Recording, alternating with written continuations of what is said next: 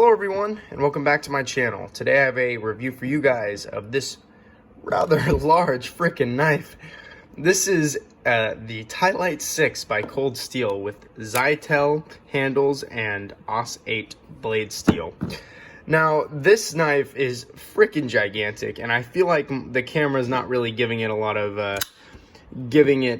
of glory for how big it is. So let me give you guys a little size comparison here. Here's your military and your PM2. So as you guys can see there, dwarfs both of these knives. Easily dwarfs both of these knives. Next, I'll compare it with a ZT0452CF, of course. As you guys can see, absolutely dwarfed. And then finally, the Native Chief. Now this is the Native Chief right here. And as you guys can see, absolutely dwarfed. This knife is just humongous. But anyways, with that being said, I'm going to go into what I like and don't like about this knife, and if I can recommend it for you guys. So first and foremost, what I like about this knife. I really love the look of this knife. That includes the blade shape, which is a spear point, which I'm actually a sucker for spear points. I absolutely love spear points. Even though they're not maybe practical for everyday use, they're still very good looking. And then the handle, which gives me a very deep stiletto vibe, which I feel like the whole knife gives you a very deep stiletto vibe. I mean, I have a stiletto right here for you guys. This is an actual stiletto. And as you guys can see, there's a lot of similarities, such as kind of the rounded bottom that you get down here, the little quillions that come out right there, and the spear point blade that you see on a lot of different stilettos. I'm kind of nervous to close this, so give me just a second, guys. There we go. But no, this thing takes a lot of design elements from stilettos, and I think this is Cold Steel's answer for a stiletto. And obviously Cold Steel isn't a mechanic knife company. They're definitely more in the ballpark of no automatics and stuff like that, which is I like a lot, and it just means that their knives are definitely going to be a little more on the sturdy side, because you don't have to worry about any internals getting screwed up, because they're all very simplistic knives in a sense.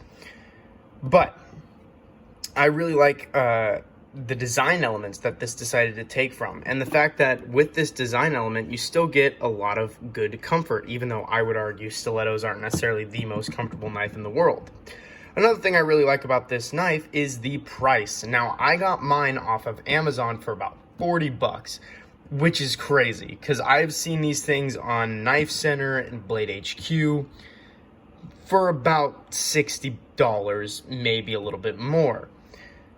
And for me to be able to get this for $40 means that you guys can probably find one for $40 eventually too, if you just kind of keep an eye on it.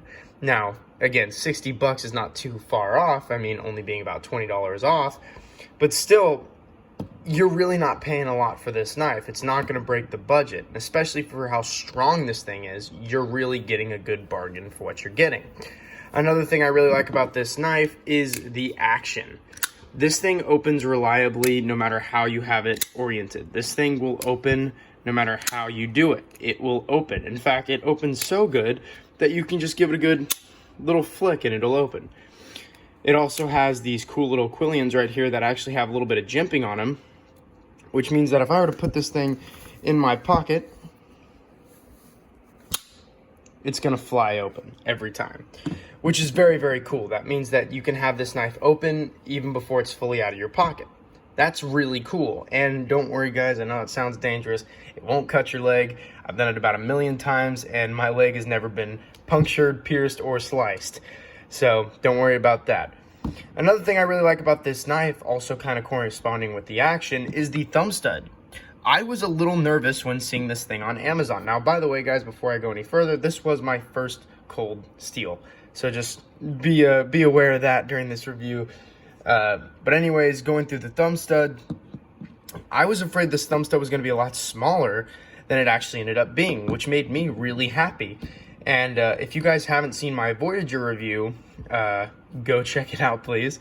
But kind of coming back to one of my main problems with the Voyager, it had a really small thumb stud, and I was really happy when I first got my Voyager, realizing how much bigger this thumb stud was than the Voyager's, even though originally this one looked about the same size. I was a little nervous about that, but really happy that it ended up being a lot thicker, and with that being a lot more comfortable. I definitely appreciated that a lot. Another thing that kind of has to correspond with the action, in a way, I guess, is the locking system. This is a really good liner lock. I'm not usually a huge spokesperson for liner locks. I'm not a huge fan of liner locks.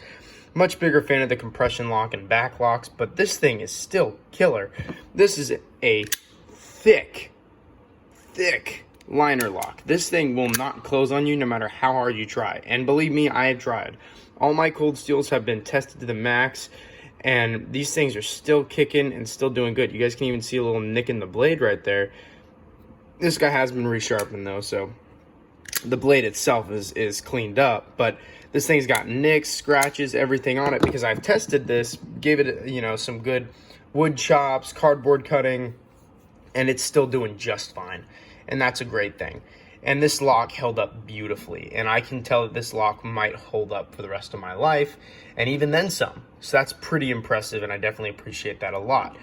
Another thing I really like about this knife is the handle and pretty much its overall ergonomics. I think they really did a good job. This is a big 13-inch folder, and they still were able to get a handle that was comfortable for even a hand that's not super small, but isn't, you know, the biggest hand in the world. So I definitely appreciated that they gave this thing enough, really enough texture on the grip, and even some swelling, and you know, just places where your hand just wants to bite really well, and it feels really good. And especially making sure that pocket clip wasn't going to be a, well, hot spot, and it definitely isn't. And I appreciate that a lot. Finally, the last thing I'm going to say about this knife, on the good side of things, is the overall quality. When I first got this thing, the fit and finish was really great. I also found that this knife was absolutely good to go no matter what. This thing would constantly open and be great.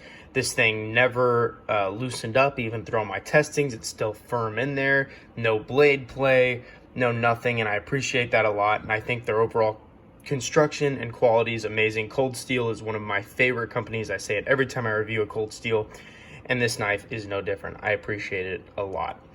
Now on to what I don't like about this knife. Now, I do want to say this. This is a disclaimer. There are better versions of this knife. There is an aluminum version, an aluminum handle with, I believe, an AUS 10A blade.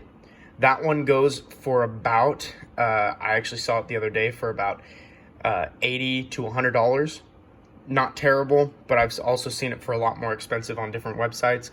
And they also have a G10 S35 version, which is an all black version. It's a nicer version, but that one goes in at about $180 to $200. Kind of a lot of money to put into something like this. But that's just my disclaimer. Those are, you can get better quality. This one just isn't. This one's kind of the cheaper, or the cheapest version, I suppose. So just know that going into this.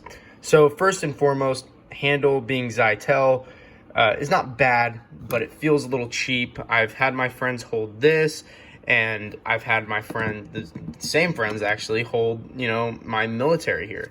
My military uses G10, high quality G10.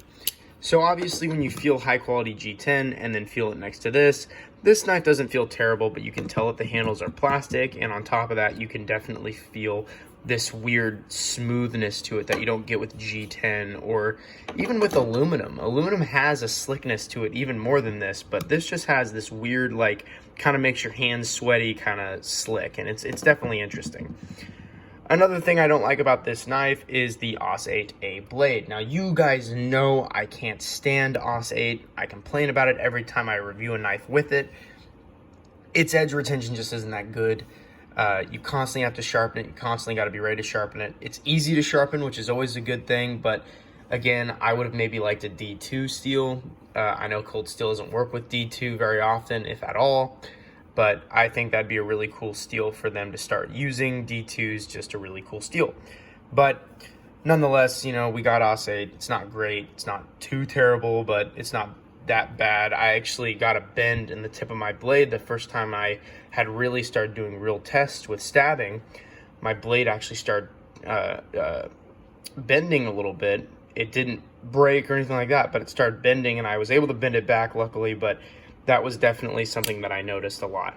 Now, another thing that I don't necessarily like about this knife is that on this front quillion right here, where I feel myself wanting to choke up like this, I actually find a lot of discomfort. This quillion doesn't need this jimping, because when you close the knife, there's nothing there. It's not a flipper tab. I've tried. It doesn't need the jimping. I get they want to make this thing even, but it gets real uncomfortable when you ride up like this and it starts digging into your hand. I've actually seen Nick Shabazz himself try using this as a blade guard in his hand, slipping and cutting himself on the blade. Poor Nick Shabazz. I feel terrible for him, but yeah, for me, it's just very, very uncomfortable and just doesn't feel good in the hand, and I wish they would have smoothed that out or done something different.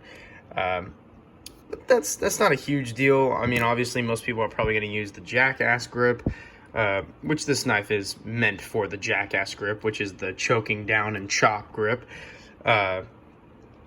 But still, sometimes, I don't know, someone might want to do some fine work. I don't know what you guys do with big knives like these.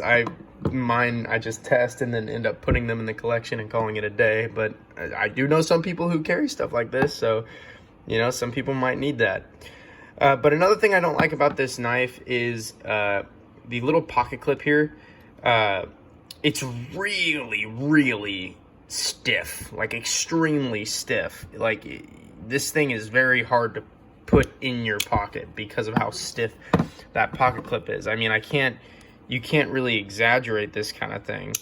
That is like literally almost prying my nail off. That hurts. It's intense, you know. I've seen Cold Steel do some pretty good pocket clips.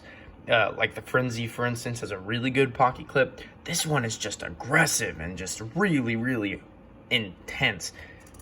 Not a huge fan of that.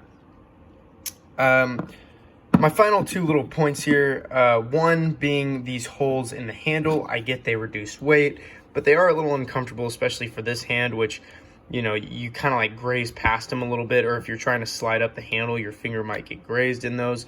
It does get a little uncomfortable. I definitely appreciate them being here, but they do get a little uncomfortable. They're a little bit of an ergonomic mess.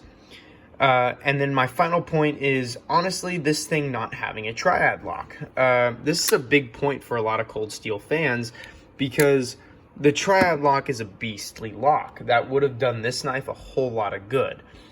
They ended up kind of making this problem fixed in a future knife, which was the Counterpoint XL, which kind of had a lot of similarities to the Lite. But it was a little thicker in the handle, so it could have the Triad Lock. I would have loved to have seen this knife with a Triad Lock, though. That would have been cool. I definitely appreciate the fact that they put a liner lock just to reduce weight, for one, and for two, to really make this knife as thin in the handle as possible, to really, again, resemble something like a switchblade, or, you know, a little, oh my gosh, stiletto. There we go. I almost forgot what the knife name was. So I definitely appreciated that from Cold Steel, trying to make it thin, but again, would have really liked a Triad Lock.